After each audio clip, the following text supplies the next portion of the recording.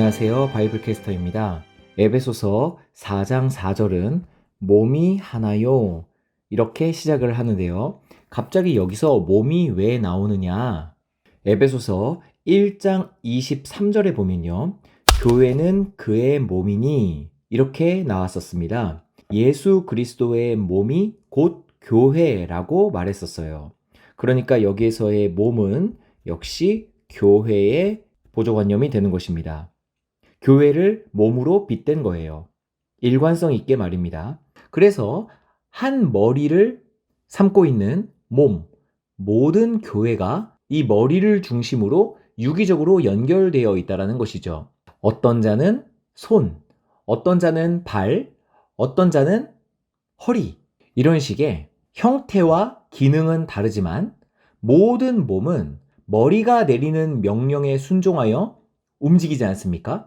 아주 유기적으로요. 그리고 신체의 한 부분이 망가지면 이 아픈 몸을 위하여서 다른 근육들이나 장기들이 피해를 보거나 또 도움을 주거나 한다는 겁니다. 이런 것들이 서로 분리되어 있는 것이 아니라 하나의 유기체로 연결되어 있다는 것을 강조하기 위한 바울의 표현이 되는 것이죠. 그리고 우리가 익히 알다시피 고린도전서 12장에서도 이 교회를 몸으로 비유하는 아주 디테일한 부분이 나옵니다.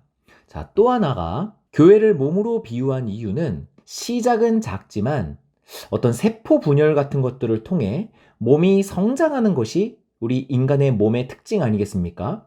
이것은 시작은 미약하지만 전도를 통하여서 이 교회가 성장하게 되는 이 그리스도 복음의 팽창력, 이것을 나타내기 위해 교회를 몸으로 비유할 수 있다라고 볼 수 있는 것이죠. 그리고 우리가 살펴볼 에베소서 4장 4, 5, 6절에서는 교회를 하나로 만드는 3위의 사역이 나옵니다.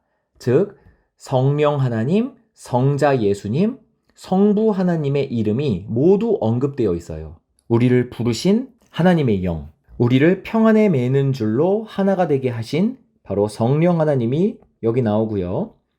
그 다음에 여기에 주도 한 분이다 라고 나오는 이 주가 바로 우리의 구세주 예수 그리스도를 얘기하는 것이고요. 그 다음 6절에 하나님이라는 성부가 나오게 되시는 것이죠. 이 5절에서 나오는 믿음도 예수 그리스도를 믿는 그 믿음의 내용, 여기서 나오는 이 세례 역시도 예수 그리스도와 함께 죽고 예수 그리스도와 함께 산다는 그 세례의 내용도 하나다라고 표현하는 것입니다.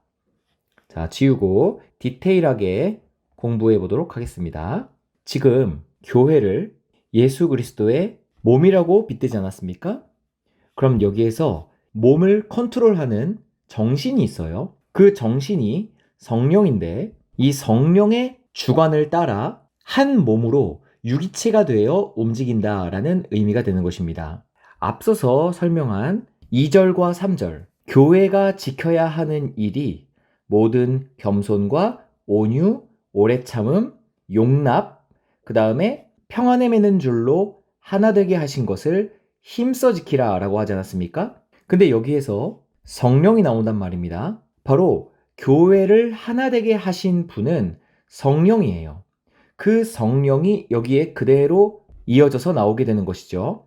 그래서 몸이 하나다. 왜냐하면 성령이 평안에 매는 줄로 우리 교회를 하나 되게 하셨기 때문이다. 그러니까 교회를 한 몸으로 만드신 주체는 하나님의 영, 바로 성령이 되는 것이죠. 그 성령이 한 분이시니까 우리의 몸도 그 성령 아래에서 한 몸이다 라고 얘기하는 것입니다. 그래서 다시 말합니다. 이와 같이 이렇게 동일한 성령이 우리 교회를 한 몸으로 만드신 것 같이 너희가 부르심의 한 소망, 이건 앞서 4장 1절에 나왔었던 부르심의 소망을 이야기하는 것이죠. 그래서 부르심을 받았느니라, 이렇게 4장 1절의 이야기를 다시 다른 표현으로 정리하여 4절에서 언급하고 있는 것입니다. 그러니까 이 4절은 이 2절과 3절처럼 교회가 행해야 하는 것의 당위성, 그 근거를 4절에서 다시 한번 언급하고 있는 것입니다. 성령께서 하나 되신 것을 힘써 지키십시오. 우리의 주인은 한 분 아닙니까? 여기서의 주인은 예수 그리스도를 이야기하는 것이죠. 그 다음, 우리가 믿는 그 믿음의 내용도 하나이지 않습니까? 여기서의 믿음은 예수 그리스도의 그 십자가 복음을 믿는 그 믿음의 알맹이, 그 내용을 의미하는 것입니다. 우리는 같은 내용을 믿고 있다는 거예요. 근데 오늘날 교회를 한번 생각해 보게 됩니다. 오늘날에는 믿음이라는 이 추상적인 단어를 가지고 귀에 걸면 귀걸이, 코에 걸면 코걸이 같은 해석들을 많이 해요. 믿음으로 부자가 될 수 있다라든지, 건강해질 수 있다라든지, 심지어는 교회에서 성경적 지식이 필요한 신자들한테 자, 이런 거 궁금해하지 말고 믿음으로 갑시다. 이런 식의 장난처럼 눈치고 넘어가는 이야기도 많이 들었습니다. 너무 많이 알려고 하면은 죄라는 거예요. 믿음이 없다는 거죠. 마치 무식함이 곧 믿음의 대명사가 되어버린 것처럼 말입니다. 하지만 에베소서 4장 5절에서는 우리 교회가 믿는 그 믿음의 내용은 하나다. 바로 우리의 구주 예수 그리스도의 십자가 복음, 그것만을 믿는다. 이런 내용이 내포되어 있는 것이고요. 자, 그 다음 세례도 하나다라고 말하는데요. 여기서의 세례는 세례의 정신, 역시 그 세례의 의미, 그것을 믿는 것, 그것이 의미하는 것, 그게 하나라는 이야기죠. 그리고 6절입니다. 하나님도 한 분이다 라고 말하는데, 다시 말하면 곧 만유의 아버지라 온 세상의 주인, 창조자, 근원, 이런 의미가 되겠죠. 만유 위에 계시고 만유를 통일하시고 만유 가운데에 계시도다. 이렇게 바울이 6절에서 마무리를 합니다. 근데 여기에서 제가 한 가지 언급해드리고 싶은 건 만유 위에 계시고 만유를 통일하시고 만유 가운데에 계시는 그 방식이 중요한데요. 이 하나님께서 만유 위에 계시고 만유를 통일하시고 만유 가운데 계시는 이 방식은 예수 그리스도라는 중보자를 통하여서 실현되고 있다는 겁니다. 이 부분이 제 생각이 아니라 에베소서 1장 하반절에서 이미 언급되었었던 내용이에요.